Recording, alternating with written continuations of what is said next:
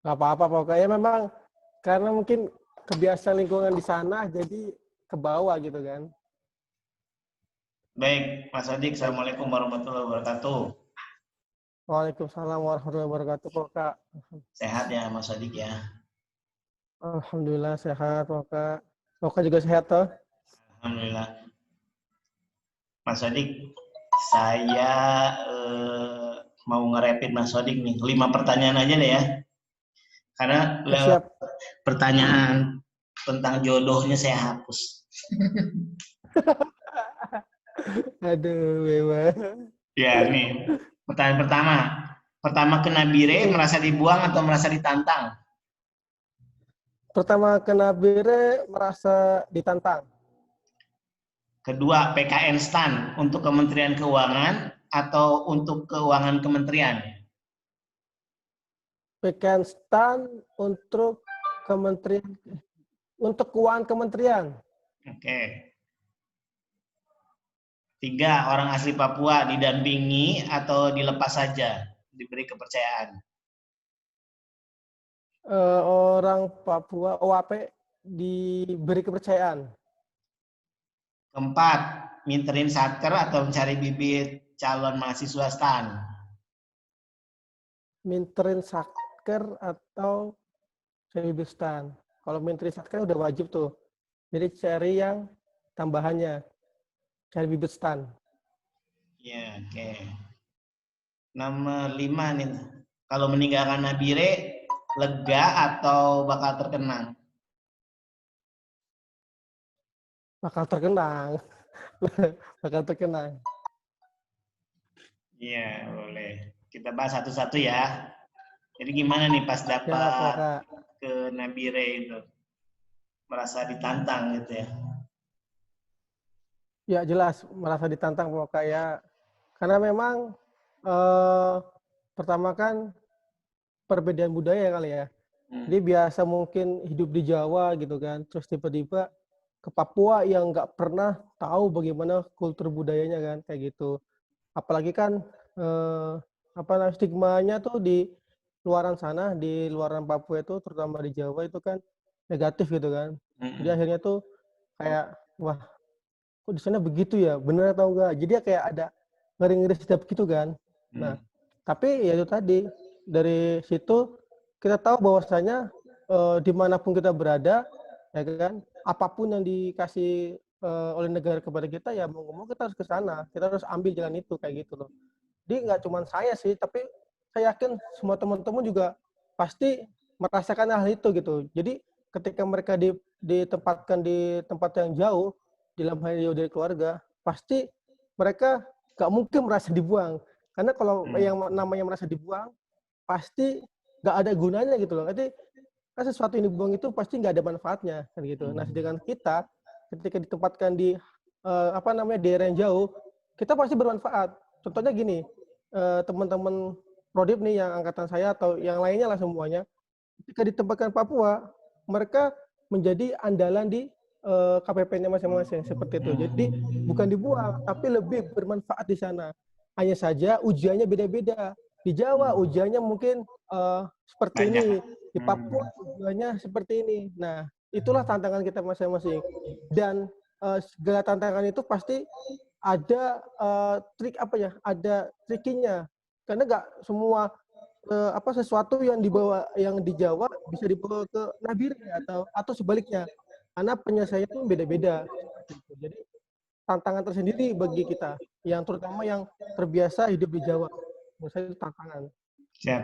Kalau yang ini berarti PKN STAN untuk keuangan untuk kementerian berarti setuju lah ya ada kayak tidak lagi bukan menerima ya. Jadi kan mulai tahun ini juga sudah disalurkan ke kementerian-kementerian ya. Ya betul. Jadi memang TAN ini alhamdulillah Pak dipercaya oleh kementerian lain atau lembaga lain untuk ditempatkan lulusan STAN di manapun. Artinya mereka menerima ya kan lulusan STAN. Bahkan mungkin bukan menerima bahasanya minta kali ya. Karena Hmm. kemarin-kemarin ini sempat beredar beberapa surat lah ya.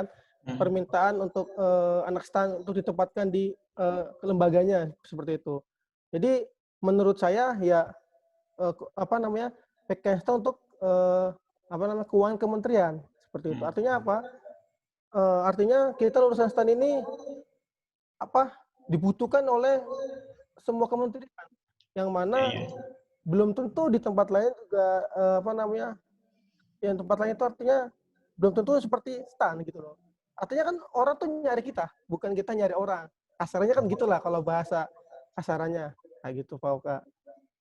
Tapi kenapa ini ya terlalu istilahnya tuh, kalau saya lihat kan tahun ini hampir semua ya. Jadi di Kementerian Keuangan sendiri kan nggak ada ya Apa tuh? yang diterima ke Kementerian Keuangan yang lulusan STAN itu. Tahun ini Set. tahun 2020 ya? Lulusan tahun ini kalau saya tanya ke anak STAN-nya itu, ya katanya mau di ini kementerian. Berarti kamu kan nggak punya adik lagi ya? Oh, kalau isu begitu kayaknya masih sulit untuk ini ya. Kalau sulit dipercaya karena memang isu itu kan bertebaran di mana-mana ya. Tapi kan realnya kan masih nggak pasti gitu loh. Karena ya tadi kita nggak tahu apakah benar atau enggak. Itu kan biasanya isu-isu tuh sering Pak, termasuk saya waktu ketika pertama kali kuliah di sana, ketika mau lulus, itu isu selalu beredar. Tapi kan yang namanya isu ada yang hoax ya kan. Ada yang benar. Nah, kalau ini kita nggak tahu nih apa ini hoax atau bukan, kan gitu. Nabire Tapi yang dapat jelas berapa ya, yang baru? Nabire dapat 4 sih. Kalau yang kemarin SK itu 4.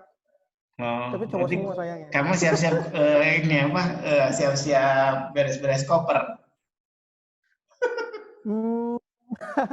Ya kita tunggu saja. Karena kalau di secara argo belum waktunya sih Pak Oka, tapi ya masih harus sharing dulu lah. Harus sharing ilmu dulu sama anak-anak yang baru kan gitu. Tapi ya harapan saya dimanapun kita berada ya yang namanya KPPN ya KPPN seperti itu. Proses bisnisnya kayak gitu, nggak jauh beda. Yang beda kan stakeholdernya aja gitu. Itu Sama tambahan aja 4 kok. itu cukup berlebih apa masih kurang? Nah, kalau secara SDM sih sepertinya kita udah bisa dibilang melimpah kali ya. Karena udah terlalu banyak, udah berapa ya? 18 kalau nggak salah kalau tambah 4 ini. 18 atau 16 gitu. Cuman tahun ini kan ada yang meninggal 1, ya kan? Terus kemudian nanti di akhir tahun ada yang pensiun 1. Jadi ya tambal sulam kayak ketika ada 4 tahun datang ya mencukupi seperti itu. Ini terkait OAP didampingi atau diberi kepercayaan? OAP tadi saya dipercayakan ya, dikasih amanah ya. Jadi menurut saya seseorang itu ketika mereka ditempatkan atau pertama kali, misalkan dia nggak tahu nih, yang pertama kali kita lakukan adalah dikasih kepercayaan dulu kepada dia bahwasanya kamu sebenarnya mampu, tapi karena mereka nggak tahu potensinya dia kan, artinya mungkin dia tuh nggak mampu menurut dia gitu kan, tapi kan ada orang yang udah pengalaman di bidang itu, misalkan nih saya di PD, mungkin waktu pertama kali saya datang itu saya yakin saya nggak mampu di sini, aturannya banyak, saya nggak tahu bagaimana, tapi ketika dikasih kepercayaan dan diyakini sama kepala sekretaris saya, pimpinan saya, kamu pasti mampu di sini. Alhamdulillah, seiring berjalannya waktu, dengan didampingi, lama-lama bisa. Tapi syaratnya itu diamanahkan dulu. Seseorang kalau nggak diamanahkan di situ, ya dia nggak Tanggung akan jawabnya nggak ada. mau mencoba untuk belajar. Ya, tanggung jawabnya nggak ada. Terus, ya kalau nggak dikasih tanggung jawab, ya otomatis ya cuman ya udah sih cukup tahu aja gitu, nggak sampai mendetail Nggak mau gitu loh. belajar gitu Tapi ya. ketika sudah betul nggak mau belajar ya, akhirnya itu tadi nggak bisa maju. Ya, makanya langkah pertama diamanahkan, setelah diamanahkan otomatis dia mau belajar. Ketika mau belajar butuh pendampingan. Siapa yang mendampingi? Orang yang berpengalaman atau atasannya langsung. Ketika sudah dampingi dan udah bisa ditinggalkan. Lepas. Dalam artinya tuh tidak bisa dilepas. Itu tahapannya sih. Jadi pertama kali pertama kali harus dilakukan adalah mengamanahkan seseorang itu atau dikasih tanggung jawab itu Pak. Iya, iya. Ini mencari satker atau mencari bibit calon stan lebih seneng ini ya, ekskulnya ya. Betul. Jadi kebetulan kan saya ditempatkan di seksi ini ya, PDMS, ya kan, pencairan dana dan manajemen satker. Nah, salah satu kewajibannya adalah dengan membina satker, ya kan, yang dari awalnya mungkin belum bisa menjadi bisa, ya gitu kan, atau yang sudah bisa menjadi lebih paham lagi tentang proses bisnis KPPN atau proses bisnis pencairan dana kayak gitu. Nah itu kan udah jadi kewajiban nih. Nah yang namanya kewajiban, suka nggak suka ya kan, mau nggak mau ya kita harus jalanin itu. Nah tapi kalau saya, kalau kewajiban udah pasti nih jalanin. Nah itu pengen ada nilai tambah gitu kan. Kalau nilai tambah misalkan di perkantoran, ketika saya di PDMS, maka nilai tambah saya harus bisa bikin laporan keuangan yang bukan di kewajiban sisi PDMS. Nah, karena tadi pilihannya adalah mencari bibit stan, saya lebih memilih mencari bibit stan ya gitu kan. Apalagi pengalaman sebelum-sebelumnya, karena saya pernah ngajar di bimbel gitu kan, ada pengalaman bimbel itu jarang sekali gitu loh yang anak-anak Papua itu bisa masuk ke ke stan. Nah, dari pengalaman itu saya coba terapin gimana caranya, bisa nggak nih saya nih pengalaman ngajar saya yang di stan gitu kan, ngajarin bimbel, saya terapin di Papua nih gitu kan, kira-kira bisa nggak. Nah itulah tugas saya, gimana caranya biar anak-anak Papua ini terus saya di Nabire bisa masuk stan kayak gitu. Jadi saya lebih memilih mencari bibit stan, artinya mencari penerus kita selanjutnya, terutama yang di daerah Papua gitu Pak Oka. Karena terus ada juga nih yang jadi uniknya adalah bukan hampir sih, mungkin saat ini nih ya, di Nabire itu OAP-nya tinggal 3 orang Pak Oka. Dan beberapa orang itu akan pensiun. Nah, ketika mereka sudah pensiun, siapa yang mau menggantikan mereka? Gitu kan. Kalau bukan dari sekarang, kan persiapannya dari sekarang nih. Ketika mereka pensiun, ada yang menggantikan. Jadi itu kayak Ada kesinambungan. regenerasi lah. Regenerasi. Ya, ada generasi. Kalau sekarang kan yang nggak ada penerimaan stan, kemarin gimana dong hasil bimbelnya? Jadi kemarin, jadi gini, waktu tahun ini ya, 2020 itu kan nggak ada penerimaan stan tuh ya. Ditutup lah ya moratorium. Ya. Nah itu waktu ini sebelum ke 2020, kita flashback dulu ke 2018, 2019 karena itu kan pertama kali saya menjalankan atau saya mengajar stan di Nabire. Jadi awalnya itu 2018 itu kan waktu itu ada acara, kalau nggak salah itu Hari Bakti Perbendaraan deh. Kalau misalnya nggak apa Hari Uang gitu ya. Saya lupa waktu itu. Emang ke Nabire kamu tahun berapa sih? 2017 akhir. Oh berarti cuma beda berapa bulan ya sama saya itu ya?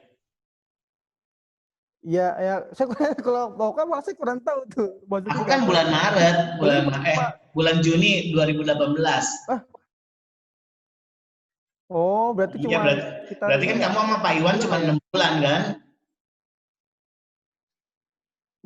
Mungkin sih saya kurang, kalau untuk yang kepala kantor saya masih kurang ini nggak paham kapan masuknya gitu. Saya nggak maksudnya kan kamu patokannya itu aja Pak Mahfud. Aku kan bareng Pak Mahfud. Kan Pak Iwan berarti kamu cuma 6 bulan ya? Oh iya Pak Mahfud sama saya dulu. Iya benar. Oh iya Pak Mahfud sama Pak Mahfud ya waktu itu ya. Iya. Astagfirullahaladzim. Jadi benar beda dikit karena saya masih ingat itu Pak Mahfud masuk ke Nabire pas Ramadan, hari pertama Ramadan, puasa itu kan. Bener. Jadi beliau masuk, Pak Iwan keluar. Hari pertama langsung puasa waktu itu. Saya masih ingat banget waktu itu. Waktu pertama kali perpisahan itu kan di aula buka bersama kayak gitu kan. Itu juga puasa pertama kamu ya di Nabire? Ya itu puasa pertama saya ya benar, puasa pertama saya. Puasa pertama saya di sana di Nabire. Jadi itu tadi Pak, ketika masuk ke Nabire kan 2017, terus itu kan saya sama teman saya itu Andika, ya kan. Terus ada sosialisasi ke SMA 1 lah, SMA 1 Nabire. Dan salah satu isinya adalah tentang STAN gitu kan. Ya pertama ada materi tentang perbendaharaan gitu kan, tentang keuangan negara itu sama kepala kantor yang ngisi.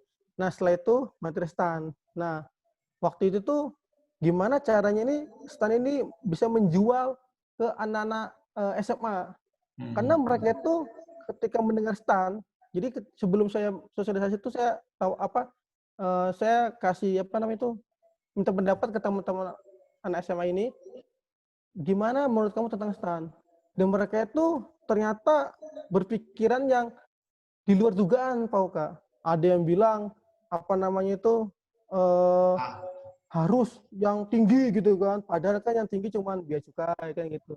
Terus harus yang banyak sekali yang benar-benar di luar yang tidak seharusnya. Akhirnya saya masuk ke sana itu meluruskan mindsetnya teman-teman gitu loh. Terus ada berpikir bahwasanya tesnya susah, ya itu kan itu pilihan lah ya, bukan pilihan sih, artinya tergantung kita menghadapinya kan. Tapi ya saya mencoba untuk meluruskan dulu terkait stigma STAN di mata teman-teman SMA ini. Nah, setelah itu selesai, baru saya tawarkan, gini teman adik-adik, saya mau buka bimbel nih gitu kan. Kalau yang terkait dengan STAN, silakan hubungi saya di nomor sekian. Nanti saya bikinkan grup WA. Nah, dari situ Pak Oka nggak ada yang daftar Pak Oka. Belum jadi daftar waktu itu. Jadi waktu itu nggak ada yang daftar. Waduh, nggak ada yang tertarik nih. Karena memang takut. Karena belum ada yang dari Nabire bisa masuk STAN. Karena yang biasanya itu masuk STIS. Seringnya ketimbang STAN. Karena takut duluan, akhirnya nggak ada yang daftar. Akhirnya pas berapa bulan gitu ya, saya lupa itu. Menjelang setelah ujian, setelah UN itu, nah itu ada satu anak yang mau daftar STAN, Pak. Dia nyariin saya terus kan. Karena nggak ketemu. Nah, pas ketemu itu pas saya lagi sholat jamaah duhur di masjid. Ada anak nyamperin saya. Kak Sodik ya yang kemarin ngisi acara di ini SMA 1 tentang STAN. Oh iya, gimana deh? Iya Kak, saya mau daftar STAN nih. Cuma saya nggak tahu gimana caranya. Oh yaudah, nanti kita ke kantor saya gitu kan. Kita ke kantorku gitu kan. Saya antarin dia ke rumahnya dia untuk nyiapin berkasnya, ijazahnya, semuanya itu kan. Udah kamu siapin, kita ke rumah kamu, ambil berkas kamu ke kantor saya. Saya daftarin gitu kan. Gimana saya masuk? Saya daftarin untuk STAN-nya gitu kan. Nah setelah daftar dan lain sebagainya, baru bimbel dimulai. Itu murid itu cuma satu Kak. Masih satu waktu itu. Akhirnya, Dek, kamu ajak teman-temanmu lah. Masa kamu sendirian gitu kan? Masa kamu belajar sendirian? Kalau nggak ada temennya nggak enak. Akhirnya dia ngajak tuh teman-temannya di sekolahnya. Nah, berapa murid ya? 7 murid waktu itu. Tahun pertama itu 7 murid. Gitu kan. Cuman waktu itu, dan itu pertama kali Pak Oka ada afirmasi. Karena waktu itu saya nggak mengenal afirmasi. Afirmasi kan khusus yang sekolah, SD sampai SMA-nya itu di Papua. Atau keturunan orang Papua. Salah satu lah. Itu tahun pertama. Nah kebetulan si orang ini orang pertama kali ketemu sama saya itu, dia sekolahnya dari SD sampai SMA di Papua. Nah, temannya juga sama Kak. Yang lain juga sama. Di teman lainnya dia juga ada yang SD sampai SMA di Papua. Cuman sayangnya waktu itu hanya boleh 1 orang saja dari setiap sekolah, nggak boleh lebih dari 1. Jadi temannya dia akhirnya daftar reguler. Yang afirmasi cuma dia sendirian. Karena temannya yang lainnya itu kan satu sekolah sama dia kan, akhirnya nggak boleh daftar afirmasi kayak gitu. Jadi waktu itu afirmasi ada 2, satunya SMA 1, satunya SMA 2. Yang lolos, yang SMA 1 yang lolos itu pertama kali lulus. Yang jadi kamu bimbing itu? Ya, yang saya bimbing itu dia lulus tuh, yang laki-laki namanya Adrian Basir. Dia di 1 pajak, ya kan. Alhamdulillah dia lulus. Nah, dari situ saya semakin yakin, wah berarti saya pasti bisa nih untuk tahun depannya, karena percobaan pertama bisa lulus gitu kan. Itu menjadi awalnya tuh saya tuh aduh gimana ya. Sekarang dipotong. Sekarang si Basir ini berarti udah lulus dong ya? dia sudah penempatan di KPP Biak. Itu loh yang di Biak. Di Biak dia sekarang di KPP Biak. Jadi ya alhamdulillah ngabarin saya sih kemarin. Jadi, "Karena di mana?" "Oh, di KPP Biak." Terus saya bilang gini, "Ya udah, kan KPP Biak tuh. Suruh pindah aja minta ke KP2 KP Nabire gitu kan, biar ketemu. Barangkali kita bisa join bareng gitu kan buat ngajar tentang stan gitu kan. Atau hal yang lainnya gitu lah. Tapi ya nggak tahu sih, kayaknya masih di Biak kayaknya sih. Belum ditugaskan di Nabire. Jadi kemarin saya minta cobalah ke Nabire gitu kan, kalau bisa gitu kan ya, kita bisa sharing-sharing gitu. Tapi ya nggak apa-apa lah, yang penting sudah penempatan gitu, alhamdulillah lulus. Dan di stan pun welcome Pak. Jadi stan itu ternyata ya apa namanya tuh welcome terhadap orang-orang yang afirmasi. Jadi kan dia cerita tentang saya ke saya tuh yang Adrian ini, gimana di stan, susah nggak? Jadi waktu itu ketika pertama ke sana tuh saya dampingi, Pak. Jadi bukan mendampingi langsung, tapi saya kasih anak murid saya yang tahun sebelumnya lulus. Jadi waktu itu dia lulus, nih hubungi si A gitu kan. Si A ini dulu murid saya. Karena kamu ke sana nanti tanya-tanya tentang dia. Kebetulan dia pajak juga. Jadi tanya-tanya ke dia, udah bilang aja dapat kontak dari Mas Sodik, pasti dia tahu gitu kan. Jadi tuh ada nggak ketika lulus nggak saya lepas udah kamu kesana sendirian enggak. Tapi saya dampingi dengan cara ya udah nih hubungi si A si B gitu kan, tentang kosannya gimana, nanti kalau ada kesusahan belajarnya gimana, ditanya aja gitu. Artinya bener-bener jangan dilepas gitu loh, karena itu kan harapan gitu kan, artinya ini loh Nabire sudah ada di sini, tinggal gimana jalanin kuliahnya seperti itu. Itu yang pertama kali lulus. Waktu itu yang lulus 2 orang sih, satu STIS, satunya lagi. Itu juga kaget saya waktu STIS itu lulus gitu kan. Alhamdulillah Mas saya lulus di Japri juga. Lulus STIS Mas. Oh alhamdulillah. Jadi 2 orang itu berangkat STIS sama STAN. Nah tahun itu saya sempat ketemuan ketika saya ada diklat ke Jakarta. Saya hubungi mereka berdua. Yuk ketemuan yuk di STAN gitu kan. Saya mau ketemu kalian berdua. Ketemu tuh. Nah selain ketemu sama mereka, ketemu sama anak muridku yang tahun sebelumnya. Nah saya kenalin tuh mereka. Nah nih teman-teman saya. Ini juga dulu siswa saya gitu kan. Udah nih kalau belajar sama sini aja ya. Nggak susah sama akuntansi nih, tanya sama ini. Kalau susah apa aja tanya sama ini. Jadi tuh ya artinya apa? Dibantu gitu. Jadi mereka tuh merasa wah kekeluargaan di STAN ini benar-benar yang apa namanya tuh ya saling membantu gitu loh Pak. Artinya nggak ketika kuliah tuh nggak dicuekin gitu loh. Ada yang membantu mereka ketika susah dan sebagainya. Itu yang saya coba untuk saya terapin ke mereka. Nanti ketika nanti tahun depan ada lagi siswa dari Nabire, ya itu tadi saya minta tolong ke dia juga. Kayak kemarin nih, ini udah lulus nih 1 orang kan. Terus tahun 2019 lulus 3 orang, ya kan? Tambah banyak ya. Alhamdulillah tambah banyak. Ketika 3 orang, oh kalian punya kakak kelas, orang Nabire juga, 3 orang itu. Nih hubungi si A gitu kan. Coba cari kontak coba tanya kos-kosan ke dia, ya kan? Udahlah, kasih kontaknya ke dia, terus saling hubungi. Nanti kalau ada apa-apa tanya aja sama si ini gitu kan. Bersama akhirnya apa? Akhirnya mereka tuh punya ada rasa kekeluargaan. Gue dulu gini gitu kan. Nanti ketika gue udah lulus dan ada yang mau bisa bantu ya saya bisa bantuin gitu loh. Jadi menanamkan yang hal-hal seperti itu Kak. Jadi ketika nanti ada lulus lagi, saya bisa nitipin lagi. Nih loh, kamu punya adik kelas lagi kayak gini. Jadi tuh bener-bener yang jangan sampai dilepas gitu loh. Jangan sampai dia berjuang sendirian ketika di STAN gitu. Itu yang saya tanamkan. Karena kan apa namanya itu ya, ketika kuliah pasti ada mindset drop out yang ditakutkan kan. Istilahnya kan ada drop out itu kan. Nah itu yang saya hindari, jangan sampai kepikiran ke DO. Termasuk ketika saya ngajarin bimbel di sini Pak. Ketika bimbel, saya nggak pernah bilang di STAN ada DO, nggak pernah saya bilang, itu saya tutupin. Pokoknya jangan sampai mereka itu muncul rasa takut di STAN. Udah nggak, jadi benar-benar saya tutupin DO, gampang kok STAN itu, tenang aja. Anak-anaknya kayak gini, pokoknya saya cerita kayak yang baik-baiknya, nggak yang takutan gitu. Aku tancu bikin DO, pajak itu jangan kayak gitu. Itu malah justru jadi takut. Tapi kita kasih yang enak-enaknya.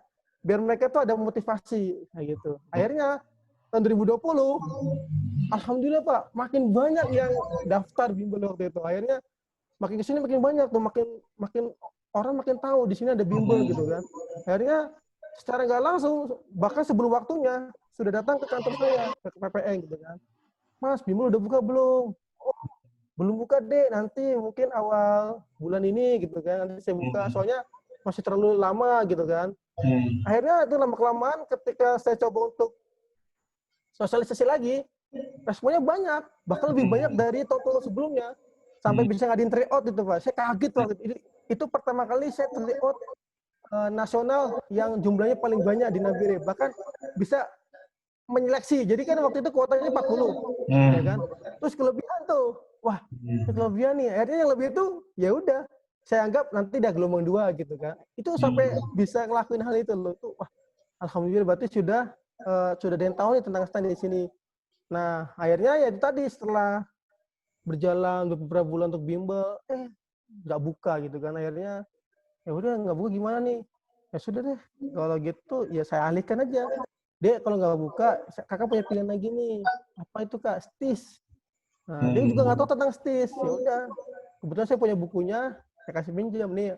Kakak punya bukunya, silakan baca-baca. Tapi kakak nggak bisa ngajarin.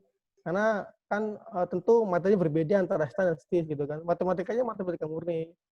Nah, baru beberapa minggu ini Pak Oka nih, kan setelah udah gak buka nih tahun ini nih. Kemarin nih itu ada dua anak SMA ke kantor saya, ke PPN Nabire. Datang gitu kan. Anak SMA itu, Kak saya mau daftar bimbel, bisa nggak? Loh, Dek kan stand tutup tahun ini. Iya Kak, iya jadi apa namanya, nggak ada bimbel dulu. Nanti deh tahun depan ya Dek, kalau misalkan ada, nanti saya kasih tahu pengumumannya di media sosial, di Facebook gitu kan. Nanti ikutin aja tuh media apa FB-nya KP Nabire, nanti ada pengumuman tentang stand, daftar aja bimbel di situ kayak gitu. Jadi ya alhamdulillah, jadi responnya udah bagus karena dari lulusan sudah ada ya kan, terus apa namanya, isu-isu yang bertebaran sudah bisa kita tepis. Dari situlah akhirnya mereka tertarik tentang stand gitu. Itu yang prinsip itulah yang saya tanamkan dulu, baru setelah itu jalanin yang kayak biasanya aja.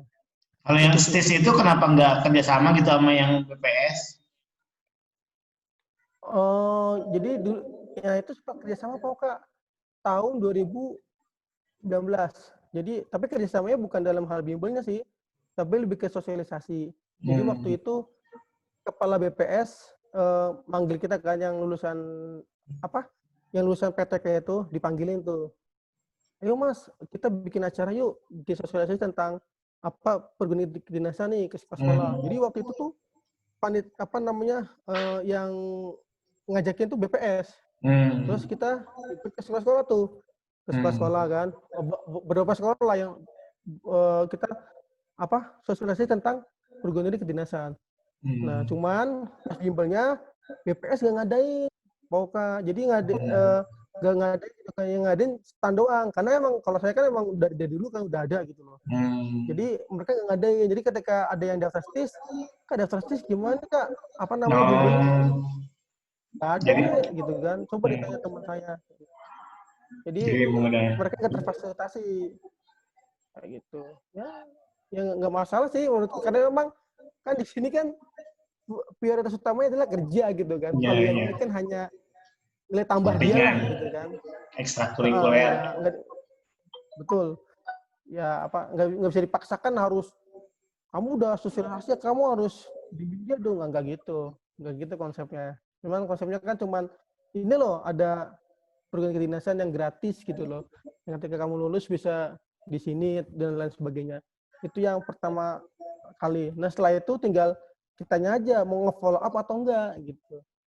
Kalau saya kan saya follow up gitu kan, karena saya punya rasa ingin, ayolah anak Nabire bisa nih pasti ke sini. Alhamdulillah ternyata bisa kayak gitu. Itu yang saya prinsip saya dari awal. Ya, ini kamu kalau meninggalkan Nabire bakalan terkenal. Kira-kira apa aja yang dikenal dari Nabire? Terkenal dari mudik gimana ya? Ini berat juga nih. Terkenang kan ada dua nih Pak Kak. Adi terbaik. tentang negatifnya, ada yang positifnya. Tapi yang pengen tentang positif ya. Karena tadi saya bilang, Pak Oka, kan nggak cuma saya sih, pasti semua orang ya kan. Bahkan sebelum saya kan dulu pasti ada pegawai sebelumnya dong. Misalkan mas-mas lah, mas-mas sebelumnya itu pasti sudah penempatan di Nabire. Ketika ditanya, dulu yang tempat ini siapa nih sebelum saya datang? Oh, ada si A. Si A tuh dulunya gini ya kan. Itu secara otomatis tuh lingkungan KPP Nabi itu mengenal dia. Ada yang mengenal baiknya, ada yang mengenal yang dulu tuh yang kayak gini tuh ada loh si A gitu kan. Lucu-lucu gitu. Jadi macam-macam. Cuman yang kita pengen adalah selain terkenang di kantor, kita juga pengen terkenang di luar kantor kita kayak gitu. Misalkan kayak tadi tuh, misalkan saya kan ngajar bimbel STA nih ya kan. Akhirnya banyak orang tahu gitu kan. Apalagi kalau kita punya alumni nih di sini. Oh, dulu tuh saya gitu kan. Pernah lu diajarin sama Mas ini di sini. Jadi gini Pak Oka, ada cerita menarik lagi nih. Jadi waktu itu saya nggak ngerti kan. Saya bahkan nggak tahu semua orang yang ada di Nabire kan. Itu ada napaja makan rujak apa ketoprak gitu kan di Nabire. Terus ditanya, Mas kerja di mana gitu kan? Kerja di pajak gitu kan. Terus tanya, oh Mas yang ini ya yang ngajar stand-nya? Ya stand. Iyo, itu ada anak saya tuh belajar di sana. Tapi yang ngajar katanya mahasiswa stand. Ya kan? Terus setelah itu teman saya ini yang pajak ini ngomong ke saya, Mas ngajar stand nggak sih? Ya gua ngajar stand. Oh alah. Dan mereka tuh tahu nama saya gitu loh Pak. Artinya apa ya? Alhamdulillah gitu loh. Wah ternyata orang lain udah tahu nih gitu kan tentang stand, tentang KPPN gitu loh. Yang sebelumnya mungkin ya tahulah vokal ya antara yang instansi lain sama lainnya itu pasti ada inilah ya. Dan itulah yang akhirnya bisa bisa membawa bahwasanya di KPPN tuh nggak cuman ini saja, bisa kita manfaatkan dengan salah satunya mengajar bimbel kayak gitu Kak. Artinya apa ya? Bisa dikenang sama orang lain juga tentang pengabdian kita, nggak cuma tentang membantu satker, nggak cuma tentang pencairan dana, nggak cuma tentang kerja, tapi ada manfaat lain yaitu tadi misalkan meninggikan bibit gitu kan, kayak regenerasi stan di Papua dan lain sebagainya. Dan itu yang menjadi nilai tambah bagi diri saya sendiri terutama gitu. Artinya selain kerja, saya bisa mengabdikan diri di luar kerjaan saya. Ya kayak tadi dengan mengajar bimbel di stan kayak gitu. Dan hal-hal yang lainnya yang banyak sekali kayak gitu. Kira-kira apa lagi ekskul kamu selain ngajar? Katanya ikut ODOJ itu apa? Ya, jadi ODOJ, jadi ngikut ODOJ juga nih organisasi keagamaan di Nabire. Itu ada situ kegiatan rutin ngaji gitu kan. Jadi ngaji akan ada programnya ya, pilihan gitu. Yang jelas kita mengusahakan untuk ngaji 1 hari minimal. Maksudnya setiap hari ngaji gitulah. Setiap hari ngaji. Mau berapa ayat, mau berapa surah, atau mau berapa juz, itu pilihan. Itu ada pilihannya. Nah, waktu itu ketika ada ODOJ, saya ikut nih. Saya nyoba ODOJ lah gitu kan.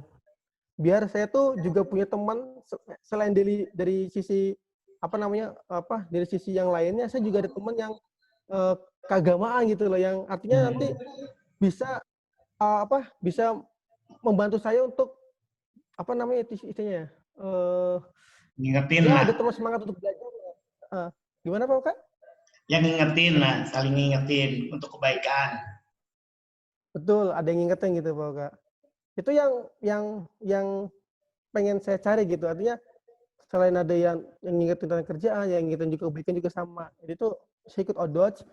Nah, waktu pertama kali ya itu juga mati kebiasaan saya, karena dulu nih sebelum masuk ODOJ, ya saya kalau ngaji itu paling semaunya aja. Kadang seminggu sekali, 2 kali, artinya nggak setiap hari gitu ya. Saya di luar sholat gitu kan, maksudnya ngaji biasa.